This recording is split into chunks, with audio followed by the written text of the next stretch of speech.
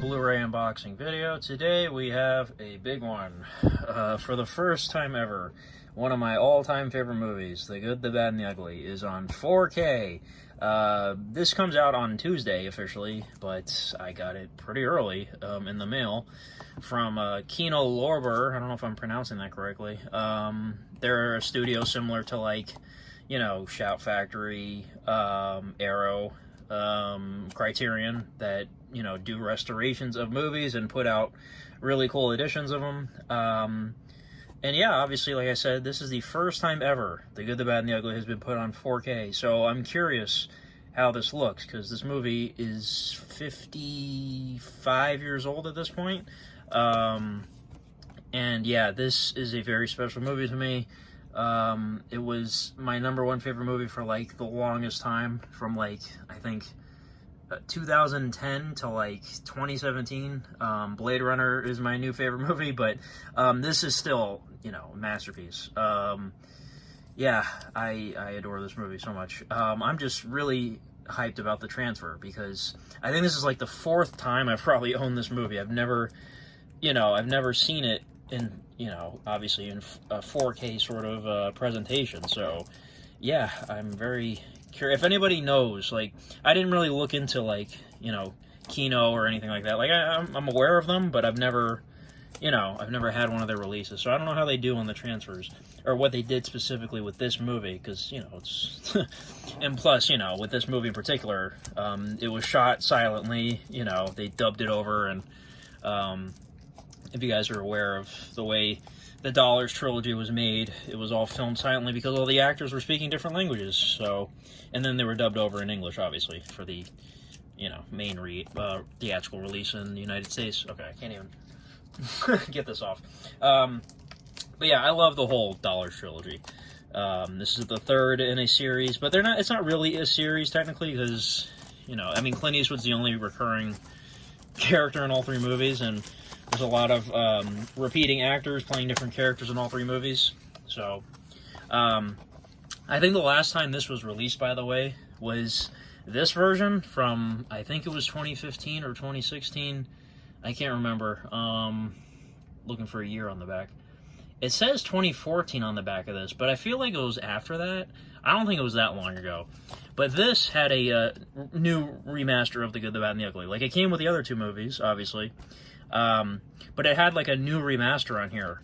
And I remember it was a difference, because I owned another Blu-ray of, you know, these 3 before this.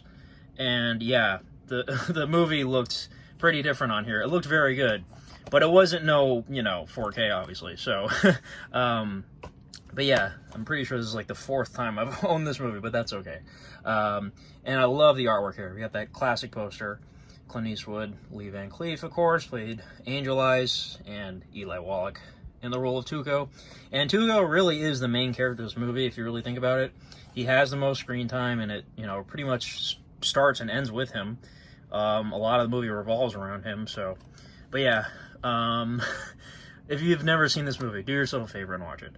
It's so iconic, brilliantly directed, brilliantly shot. The music by Ennio Morricone, I don't want to butcher his name, is iconic. The Ecstasy of Gold, the trio, the main theme, also, what's that song where you first see Angel Eyes, Sentenza? I don't know how you pronounce it, but anyways, the score to this movie is iconic.